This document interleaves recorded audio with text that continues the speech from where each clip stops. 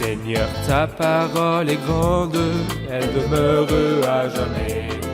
Ta parole est infaillible, rien ne peut la supprimer. Bienvenue, chers téléspectateurs, bienvenue à tous ceux qui nous regardent de partout à un nouvel épisode de notre programme quotidien d'études toute la Bible. Nous étudions toujours l'évangile de Luc, nous sommes arrivés au chapitre 12. Je vous encourage à prendre vos Bibles et nous suivre lors de l'étude. Au début de l'épisode, laissez-moi accueillir mon invité qui est avec nous au studio, le frère Youssef Riyad. Bienvenue, frère Youssef. Merci beaucoup, frère Hayat. Nous accueillons aussi nos invités, soyez les bienvenus. Frère Youssef, le chapitre 12 comprend plusieurs idées. Pouvez-vous nous en parler, s'il vous plaît? Eh bien, ce chapitre comprend l'un des plus grands et des plus merveilleux sermons du Christ. Et nous avons vu dans Matthieu au chapitre 5, 6 et 7, le sermon sur la montagne, le Christ le roi, qui parle avec beaucoup d'autorité. Merveilleux, le sermon sur la montagne dans Matthieu 5, 6 et 7. L'évangile de Marc ne se concentre pas beaucoup sur les longs sermons du Christ, parce qu'il se préoccupe plutôt des œuvres du Christ, le serviteur parfait, qui est venu non pour être servi, mais pour servir. Quant à l'évangile de Luc, nous pouvons voir dans ce chapitre-là, le chapitre 12, ce que nous pouvons appeler le sermon des bien-aimés. Le Christ a adressé la parole à ses bien-aimés, bien qu'il y ait des foules et des multitudes d'êtres humains, jusqu'au point qu'ils s'écrasaient les uns les autres. Et pourtant le Christ a choisi de ne pas parler à ces foules et ces multitudes, afin de parler uniquement à ses disciples parce qu'il les considérait ses bien-aimés. Et dans l'évangile de Jean, nous trouvons un beau sermon appelé le sermon de la chambre haute, dans Jean chapitre 14, chapitre 15, chapitre 16. Et moi je pense que ces trois sermons, le sermon sur la montagne, le sermon des bien-aimés et le sermon de la chambre haute, donnent en fait un certain goût qui caractérise et qui distingue chacun de ces quatre évangiles. Merci, frère Youssef. Les versets 1 à 12, vous nous avez dit que ce sont des avertissements et des encouragements. Oui. Christ parle à ses bien-aimés, les siens, bien qu'il y ait beaucoup de gens présents autour de lui.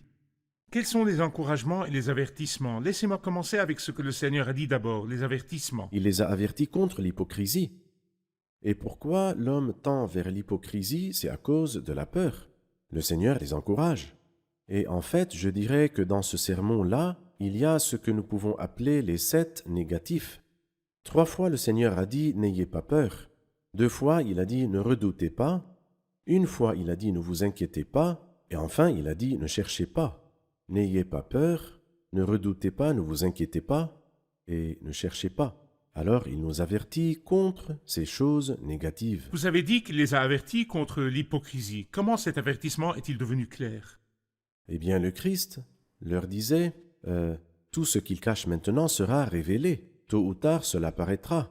C'est pourquoi ne craignons pas les gens. Pourquoi devenons-nous hypocrites? Eh bien parce que nous avons peur. Tout d'abord, Jésus a dit que tout ce que nous cachons sera révélé à un certain moment. Deuxièmement, nous n'avons pas besoin d'avoir peur. Pourquoi? Parce que le Père s'occupe de nous. Nous ne sommes pas abandonnés. Et ce Père s'occupe et prend soin des oiseaux et des corbeaux. Et ce Père a compté et connaît très bien le nombre de cheveux sur notre tête. Et ensuite, il nous dit que si nous reconnaissons le Christ, nous témoignons du Christ devant un nombre limité de gens, alors le Christ nous reconnaîtra devant le ciel tout entier et les anges qui remplissent le ciel. Et enfin, il nous dit de ne pas oublier que le Saint-Esprit, lorsque nous sommes interrogés, le Saint-Esprit lui-même vous enseignera au moment même les paroles qu'il faut que vous disiez. Très bien. Le verset 9 devrait être expliqué. Mais celui qui m'aura renié devant les hommes sera renié devant les anges de Dieu. Toute personne qui dira une parole contre le Fils de l'homme, cela lui sera pardonné, mais celui qui aura blasphémé contre le Saint-Esprit, le pardon ne lui sera pas accordé. Expliquez-nous ce verset. Eh bien, pour comprendre le péché du blasphème contre le Saint-Esprit, nous devons aller à Matthieu chapitre 12, où il l'a expliqué. Là, il nous dit que le fait d'attribuer les œuvres que le Christ a accomplies à Belzéboul, qui n'est autre que Satan, c'est le blasphème contre le Saint-Esprit. Et le Christ dit là que celui qui le renie devant les hommes sera renié devant les anges de Dieu. Et celui qui blasphème contre le Saint-Esprit ne sera pas pardonné ni dans cet âge, ni dans l'âge à venir. Les versets 13 à 21 la parabole célèbre qui est celle du riche insensé. Quel est le contexte dans lequel Christ a dit cette parabole? Eh bien, dans ce sermon-là, le sermon des bien-aimés, il y avait une continuité dans le sermon. C'est-à-dire, alors que le Seigneur parlait à ses disciples, quelqu'un ensuite l'a interrompu. Du milieu de la foule, quelqu'un a dit à Jésus, « Maître, dis à mon frère de partager notre héritage avec moi. » À ce moment-là, le Christ a dit cette parabole, celle du riche insensé. Et je dirais que si nous voyons dans les versets précédents un avertissement contre l'hypocrisie, alors ces versets-là, à partir du verset 13 et jusqu'au verset 21, nous avertissent contre l'avidité. Gardez-vous avec soin de toute soif de posséder, parce que la vie d'un homme ne dépend pas de ses biens, même s'il est dans l'abondance. Le Seigneur disait toujours des paraboles qui pouvaient être expliquées d'après les événements. Par exemple, quand les pécheurs et les collecteurs d'impôts sont venus à lui, il a dit la parabole dans Luc 15, celle du fils aîné et du fils cadet. Ici, quand un homme lui a demandé de dire à son frère de partager l'héritage avec lui. Donc il y avait un injuste et un autre qui subit les conséquences. Vous avez déjà dit qu'il allait parler de l'avidité. Mais la parabole parle en entier d'une personne appelée le riche. Cet homme dont les terres ont produit en abondance et qui a ensuite tout dévoué à lui-même, je dirais à mon âme, qui est l'autre, qui est maltraité, qui n'a pas ses droits? Eh bien, en fait, nous ne pouvons pas savoir exactement qui est injuste et qui est maltraité, parce que la question de cet homme était de faire que son frère partage l'héritage avec lui. Et en fait, si cet homme-là était le cadet, alors le premier-né, d'après la loi juive, devait recevoir une portion double. Le premier-né prend la portion double. Donc ce n'est pas juste de diviser équitablement. Si par contre, il a été injuste, et toi, tu recherches la justice, là, ce n'est pas clair. Mais le Seigneur a dit que n'importe lequel pourrait être injuste, que ce soit le premier ou que ce soit le deuxième. Gardez-vous avec soin de toute soif de posséder. Quelle est donc la valeur de toutes ces possessions? Alors que nous ne pouvons pas posséder un seul jour de notre vie, ne te vante pas du lendemain, parce que tu ne sais pas ce qu'un jour peut amener. Et je pense qu'il y a une multitude incommensurable de gens qui possèdent beaucoup de choses, mais qui continuent à désirer encore plus. Et celui qui a soif de possession ne dira jamais « ça suffit, je n'ai pas besoin de plus ». Exactement. Toutes les rivières arrivent jusqu'à la mer, cependant, la mer n'est pas pleine. Donc, d'après ce que vous avez dit, l'homme riche est le sujet de cette parabole. Oui. Le riche est celui qui convoite et qui est aussi injuste. Comment celui qui possède tout est un riche qui convoite ou maltraite? Je veux dire, les choses qui sont à l'homme riche, à qui sont-elles? En fait, cet homme riche, d'après les standards de l'homme, est un homme respecté. Pourquoi? Premièrement, il est un homme riche. Deuxièmement, sa terre produisait en abondance, donc, à cause de son héritage, il était riche. Mais il existe beaucoup de personnes qui dilapident ce qu'ils héritent. Là, c'est un homme qui a hérité, mais il est aussi quelqu'un qui travaille dur. Et comment cela est clair? Il travaille pendant la journée et fait des plans la nuit. Donc c'est clair qu'il travaille. Et c'est clair aussi que même quand il est au lit, je dirais à mon âme, j'abattrai mes greniers, j'en construirai de plus grands. Il faisait des plans même quand il est au lit. Mais malheureusement, il ne pouvait pas garantir sa vie même pour un seul jour. Mais Dieu lui dit, homme dépourvu de bon sens, cette nuit-là, ton âme te sera redemandée, et ce que tu avais préparé, pour qui sera-t-il? Et le Christ continue, voilà quelle est la situation de celui qui amasse des trésors pour lui-même et qui n'est pas riche pour Dieu. Donc cet homme riche pensait qu'il possédait ce qu'il avait. En fait, ce n'était Oui. pas à lui. Ça appartenait à Dieu. C'est injuste envers Dieu, si nous pouvons le dire. Il convoitait les choses de Dieu et se les attribuait à lui-même. C'est la philosophie de la parabole que le Seigneur a dite pour nous avertir contre l'avidité. Je dirais à mon âme, tu possèdes beaucoup de biens, d'accord? Pour de nombreuses années, qui peut garantir que vous vivrez pendant plusieurs années? Personne ne peut garantir, pas plusieurs années, mais même pas une seule journée, mais ce soir, avant que ne vienne l'aube du lendemain, tu ne seras plus là. Merci, nous ferons une pause, puis nous reviendrons pour une question.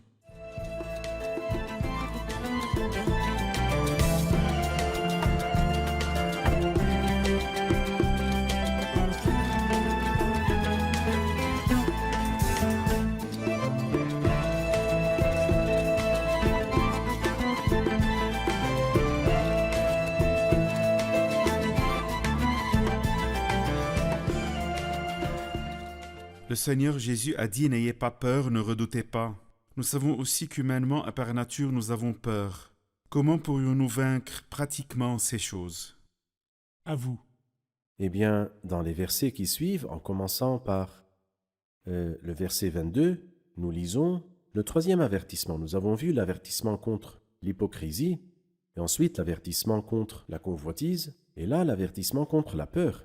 La question du frère nous demande comment une personne pourrait être libérée de la peur. En fait, le Christ nous aide ici à nous libérer de l'anxiété. Si nous savons qu'il y a quelqu'un de grand, qui est puissant et qui a l'autorité, et qui est capable de s'occuper de tous mes besoins, nous serons rassurés, complètement rassurés. Pourquoi? Simplement parce que cette personne, qui est puissante, qui a de l'importance et de l'autorité, se préoccupe de moi et me dit de ne pas m'inquiéter de telle chose parce qu'il s'en occupera.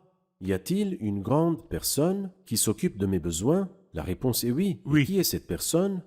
Le Christ dit « Observez les corbeaux. Ils ne sèment pas et ne moissonnent pas, et ils n'ont pas de cave, ni grenier, et Dieu les nourrit.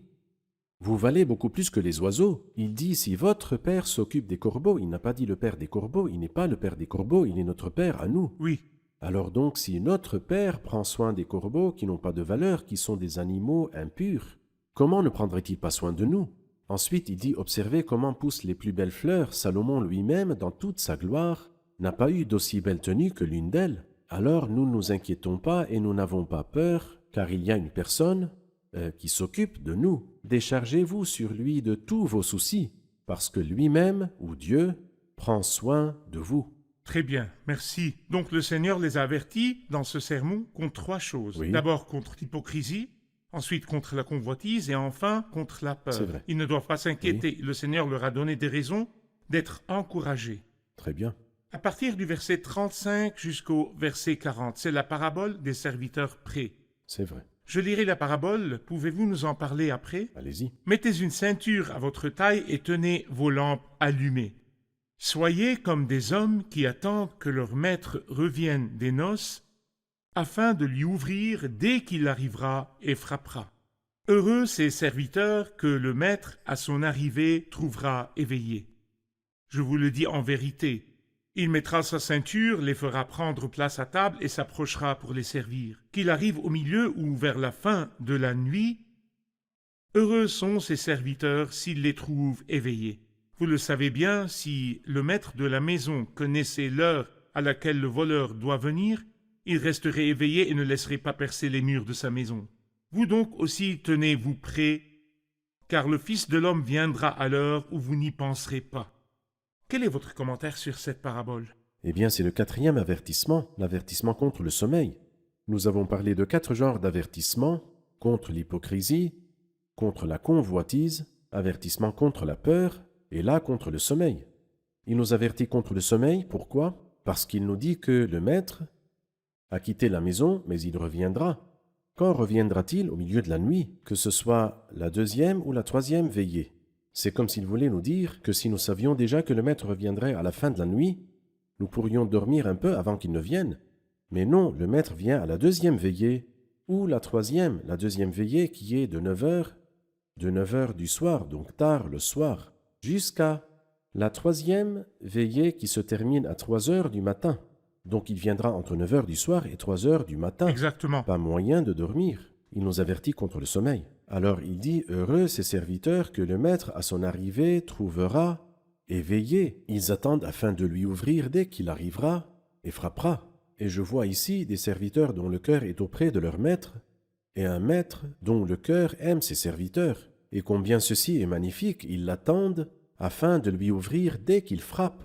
Quant à lui, je vous le dis en vérité, il mettra sa ceinture, les fera asseoir et s'approchera pour les servir. Nous n'avons jamais vu ou entendu parler d'un maître qui sert ses serviteurs. Mais si, nous avons vu un maître qui sert ses serviteurs, nous avons vu le Christ, là sur la terre, servir ses disciples. Et il nous a promis qu'au ciel aussi, il viendrait et nous servirait. Il y a toujours une récompense pour ceux qui restent réveillés. Oui. Merci beaucoup. Dans les versets 41 à 48, il parle de l'intendant fidèle. Oui, De nouveau, je lirai quelques versets et je reviendrai à vous avec une question. allez-y. Pierre lui dit, « Seigneur, est-ce à nous que tu adresses cette parabole ou bien à tout le monde ?» Le Seigneur dit, « Quel est donc l'intendant fidèle et prudent que le maître établira responsable de ses employés pour leur donner la nourriture au moment voulu? Heureux le serviteur que son maître, à son arrivée, trouvera occupé à son travail. Je vous le dis en vérité, il l'établira responsable de tous ses biens. Mais si ce serviteur se dit en lui-même « Mon maître tarde à venir », s'il se met à battre les autres serviteurs et servantes, à manger, à boire et à s'enivrer, alors le maître de ce serviteur viendra le jour où il ne s'y attend pas et à l'heure qu'il ne connaît pas. Il le punira sévèrement et lui fera partager le sort des infidèles. Le serviteur qui a connu la volonté de son maître mais qui n'a rien préparé, ni fait pour s'y conformer, sera battu d'un grand nombre de coups. En revanche, celui qui ne l'a pas connu et qui a fait des choses dignes de punition sera battu de peu de coups. On demandera beaucoup à qui l'on a beaucoup donné, et l'on exigera davantage de celui à qui l'on a beaucoup confié. Nous devons nous arrêter à cette parabole. De quoi nous parle-t-elle? C'est un avertissement contre la paresse. Jusqu'à maintenant, nous en avons vu 5. Un avertissement contre l'hypocrisie, contre la convoitise, un avertissement contre la peur, un avertissement contre le sommeil et un avertissement contre la paresse. Parce qu'ici, la parole ne dit pas que le maître les trouvera éveillés, mais heureux le serviteur que son maître, à son arrivée, trouvera occupé à son travail. Donc, est-ce que nous travaillons pour la gloire de Dieu? Heureux le serviteur que le maître, à son arrivée, trouvera occupé à son travail. Je vous le dis en vérité, il l'établira responsable de tous ses biens. Il aura gagné. C'est celui dont dit la Bible, le vainqueur recevra l'héritage. Tout comme le Christ possède absolument tout parce qu'il est l'héritier de toutes choses, alors tous ceux qui servent le Christ, eh bien le Christ les fera aussi posséder toutes choses, il l'établira responsable de tous ses biens. Et je pense que c'est une récompense magnifique. Mais en contrepartie, il y a un autre serviteur qui ne fait rien et en plus il maltraite. Il se dit « Mon maître tarde à venir » et se met à battre les autres serviteurs et servantes. Il aura beaucoup de problèmes. Le maître de ce serviteur viendra le jour où il ne s'attend pas, et à l'heure qu'il ne connaît pas, le punira et lui fera partager le sort des infidèles. Donc c'est un appel pour que nous servions le Seigneur et pour que nous travaillions toujours pour sa gloire. Très bien. Merci, nous ferons une pause, puis nous reviendrons pour une question.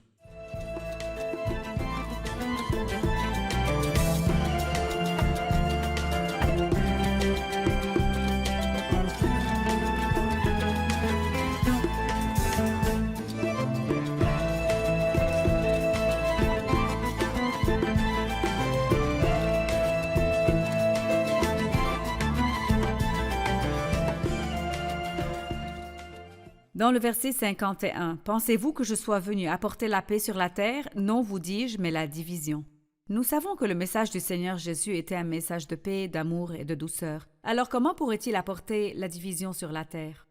À vous, frère Youssef. Je voudrais faire la différence entre la raison de la venue du Christ et le résultat de son avènement. Pourquoi le Christ est-il venu? Quelle est la raison de sa venue? Il est celui dont les anges ont dit « Gloire à Dieu au plus haut des cieux et paix sur la terre ». Il est venu proposer la paix aux êtres humains, à ce pauvre monde qui est privé de la paix depuis le commencement, depuis la Genèse chapitre 4, quand un homme a attaqué son frère et l'a tué. Très bien. Il offre la paix, à condition que l'homme accepte le Christ. Oui, mais si l'homme n'accepte pas le Christ, nous lisons de telles paroles dans Luc 2. Quand nous lisons Luc chapitre 19, nous voyons des paroles différentes qui pourraient sembler plutôt étranges. Dans Luc chapitre 2, paix sur la terre. Dans Luc 19, il dit paix dans le ciel et gloire dans les lieux très hauts. Paix dans le ciel, mais pourquoi? Il y a toujours la paix dans le ciel. C'est comme si le Christ s'est retiré vers le ciel et a pris la paix avec lui jusqu'au ciel. Et la terre, malheureusement, oui, la terre qu'il a refusée et l'a rejetée. Comme nous le dit Daniel dans le chapitre 9, le Messie sera exclu et il n'y aura personne pour lui venir en aide. Les dévastations dureront jusqu'au terme de la guerre.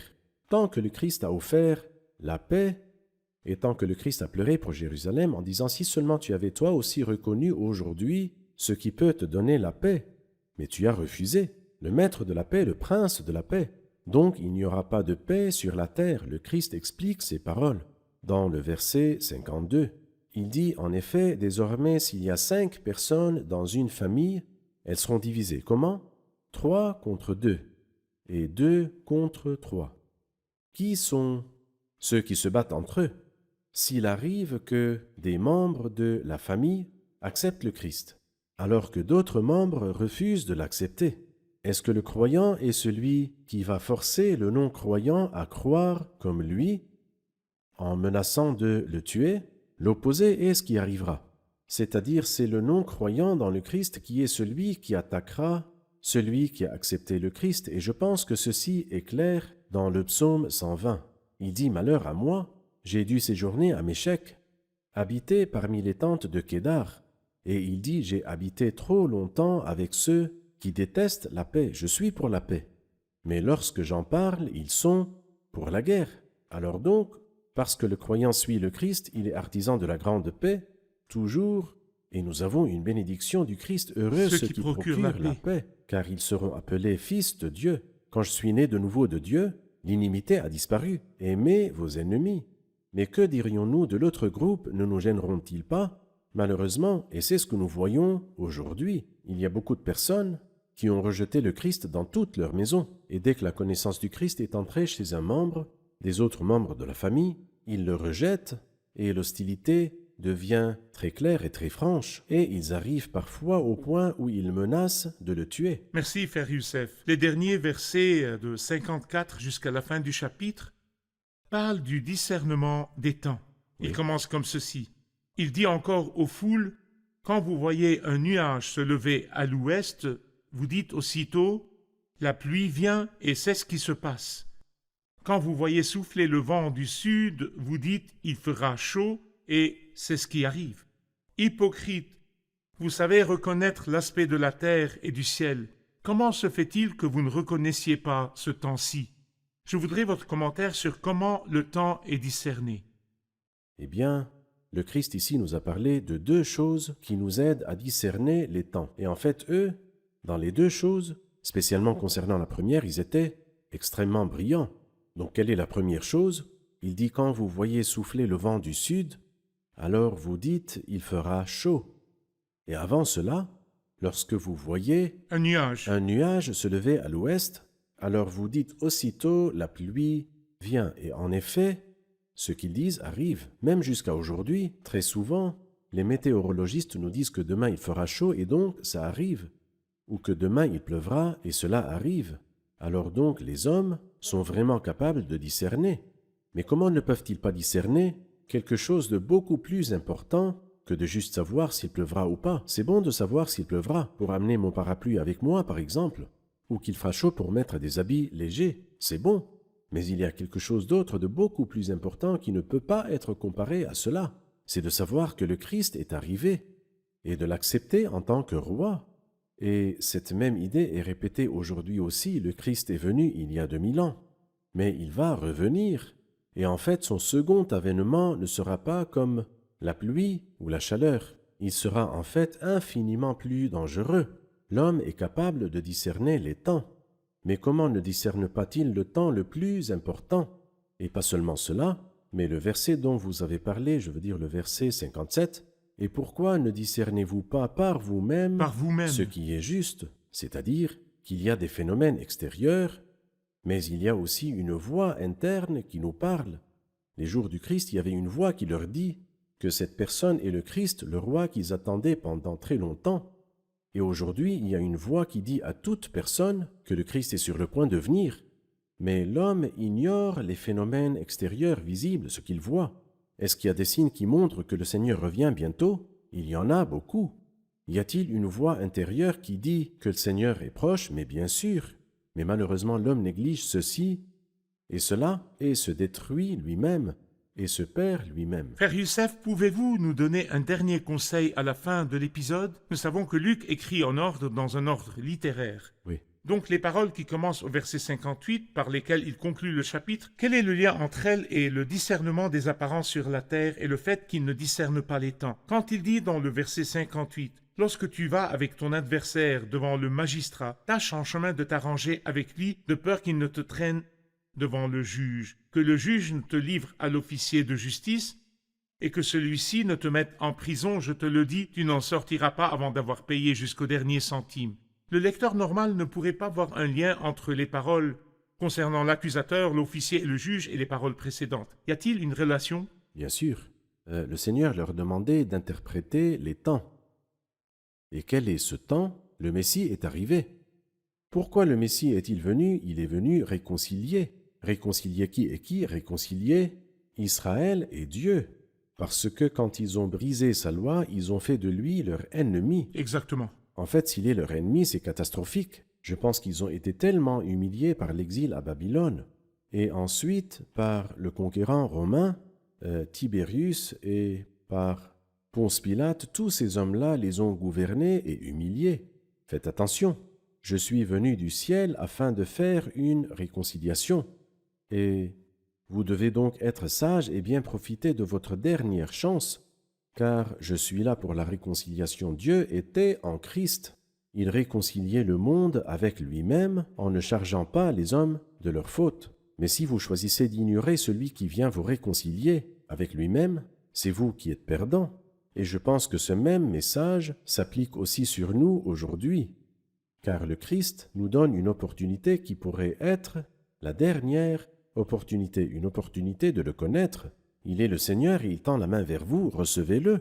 Invitez-le chez vous et prenez refuge en lui. Merci, nous sommes arrivés à la fin de l'épisode. Que Dieu vous bénisse. Révisons-le avec nos invités. Qu'avons-nous appris aujourd'hui? Nous avons appris que la venue du Christ avait une raison et aussi des conséquences. La raison est de donner la paix à condition que la personne l'accepte. Mais la conséquence est que certains l'accepteront alors que d'autres la refuseront. De là, nous avons la division. Nous avons appris à propos du blasphème contre le Saint-Esprit, le péché impardonnable, en Matthieu 12, quand ils ont attribué les œuvres de Christ à Satan. Quand nous voyons qu'il y a quelqu'un de grand et qui a l'autorité et qui s'occupe de nous, bien sûr, nous n'avons pas peur. Il n'y a personne de plus grand que Dieu le Père qui prend soin des corbeaux et des fleurs. Donc, nous apprenons à mettre toutes nos peurs sur lui parce qu'il s'occupe de nous. Merci, que Dieu vous bénisse. Merci, frère Youssef, que Dieu vous bénisse. bénisse. Chers téléspectateurs, j'espère que vous êtes avertis comme Christ a averti ses disciples. Nous avons appris de l'épisode d'aujourd'hui qu'il les a avertis contre l'hypocrisie, la convoitise, la peur, et a averti contre le sommeil, et averti contre la paresse. Mais le dernier appel est pour que vous veniez et que vous vous réconciliez avec Dieu. Acceptez Christ qui est venu et a offert la paix. Si vous acceptez Christ, vous jouirez de la paix. Nous nous reverrons dans le prochain épisode. Que le Seigneur soit avec vous.